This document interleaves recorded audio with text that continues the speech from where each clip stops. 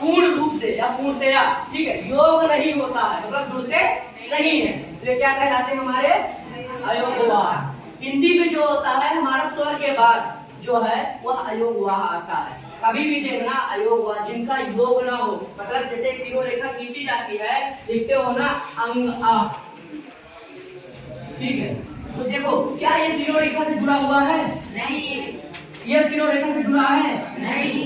नहीं जुड़ा। क्यों? क्योंकि इसका योग नहीं होता है, ठीक है, ये जुड़ता नहीं है। जबकि और दूसरी मात्राओं को लिखते होंगे तो वो सीधो रेखा से जरूर जुड़ता है या तो इससे जरूर जुड़ता है।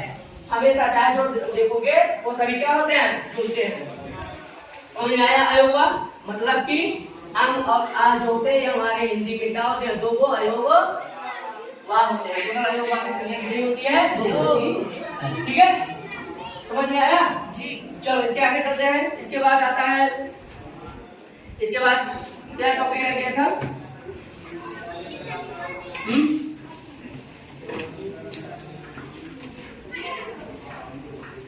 व्यंजन हो गया था। स्पर्श व्यंजन बताए थे, स्पर्श, ऊष्म और अंतस्थ व्यंजन हुआ था। स्पर्श व्यंजनों की संख्या टोटल 25 होती है। का से मां तक के जितने व्यंजन होते हैं वे हमारे क्या कहलाते हैं? स्पर्श व्यंजन। और या, रा, ला, वा ये क्या कहलाएंगे? अंतस्थ व्यंजन। या, रा, ला, वा अंतस्थ व्यंजन। और सा, खा, सा, हा ये क्या कहलाएंगे? ऊष्म व्यंजन। क्या कहलाएंगे? ठीक है, सबको उच्चारण स्थान भी बता दिए थे। उच्चारण स्थान आराम से निकाल सकते हो, जैसे का वर्ग है, चा वर्ग है, ठीक है, वर्ग वाइज होता है। का वर्ग, चा वर्ग, टा वर्ग, उसके बाद का वर्ग, उसके बाद पा वर्ग, ठीक है, तो आराम से निकाल सकते हो। यानी का वर्ग, का वर्ग क्या होता है? कंठ होता है। चा वर्ग है तो चा वर्ग क्या होगा? चा वर्ग है तो चा वर्ग, चा वर्ग को उच्चारण स्थान क्या होता है? ताल, उसको ताल कहते हैं, ठीक है। उसके बाद टावर, टावर का उच्चारण स्थान क्या होगा? टावर का क्या होता है? मूर्धा होता है। टावर क्या हो जाएगा? मूर्धा। और टावर, टावर का क्या हो जाएगा? ताल। और पावर, पावर का क्या हो जाएगा? और शब्द सिंपल होता है तुम लोगों को पहचानने में, क्या ये। अब बाकी देखो, चार बाकी है अंतस्थ और चार बाकी है ऊष्म। तो कुछ नहीं करना है, जैसे यहाँ से करना सा, सा, ठीक है, और हा वाला जो हो जाएगा ऊपर हो जाएगा कंठ वाला, ठीक है, इस कंठ में चला जाता है। उसके बाद क्या है? यहाँ पे फिर क्या बचा? या, रा, ला, ला और वा। वा जो होता है वो दंत और दोनों से मिलकर बना होता है, ठीक है। इसको क्या कहते हैं? दंतोष्ठ।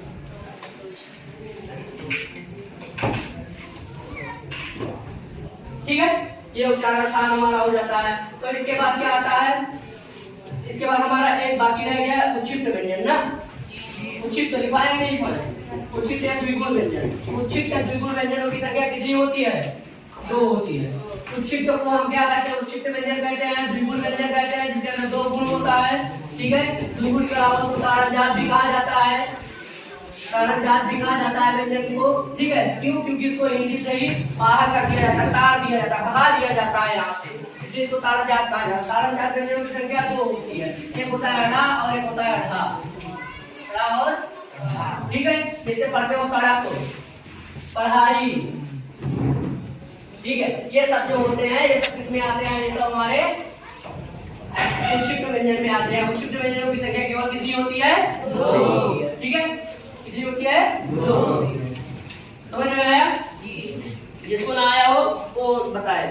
और अल्प प्राण महाप्राण बताए ही थे। जब हम देखते हैं यहाँ पे ऐसे अपने पास हाथ ले जाओ, हाथ ले जाकर के जब देखो हवा कम निकलती है, कम हमारे मुख से वायु जो है कम निर्गत होती है, तब वहाँ पे क्या होता है? अल्प प्राण। और जब हवा ज्यादा निकलती है तो वहाँ क्या होता है? महाप्राण, ठीक है। और घोष और अघोष में बताए थे कि जब यहाँ पे झंझनाहट ज्यादा उत्पन्न होती है तो वह क्या होता है? घोष होता है। और जब झंझनाहट कम उत्पन्न होती है, अल्लाह के बराबर रहता है, तो वहाँ पे क्या होता है? अघोष होता है, ठीक है। इतना सब समझ में आ गया था? नहीं आया? ठीक है। उसके बाद संयुक्त व्यंजन, संपृक्त व्यंजन, ठीक है। ये संयुक्त व्यंजन हो गया था ना, बताए थे। संयुक्त व्यंजन की संख्या कितनी होती है? चार, सब बताए थे, छठ, त्रय और श्राप, ठीक है। इस तरह से हमारा वर्णमाला का ये टॉपिक क्या होता है, समाप्त होता है। कोई दिक्कत किसी को? ठीक, उत्पन्न होता है, जैसे देखो झंझनाहट उत्पन्न होता है तो उसे हम प्रकंपित या लुंठित वर्ण कहते हैं। उसे हम प्रकंपित या लुंठित वर्ण कहते हैं।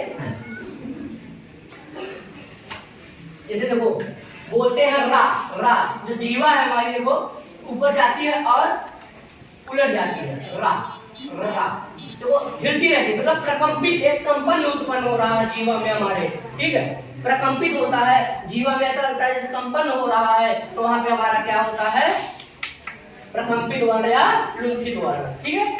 इसके बाद होता है पार्श्विक, अभी डाल लो पार्श्विक वर्ण, पार्श्विक वर्ण।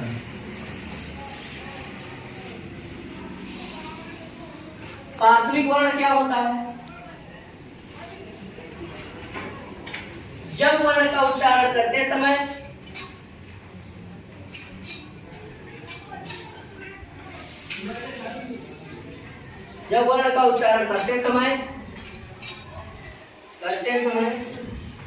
हवा हमारे पार्श्व भाग मतलब बीच वाले भाग जीवा के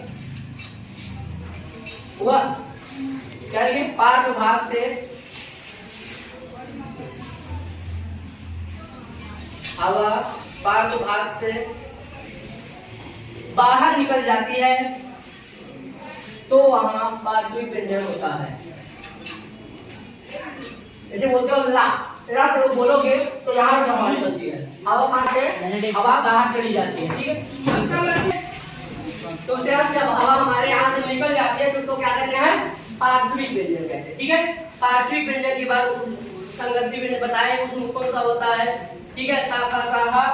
इसके बाद उच्चित या ताड़नजात बता दिए हैं।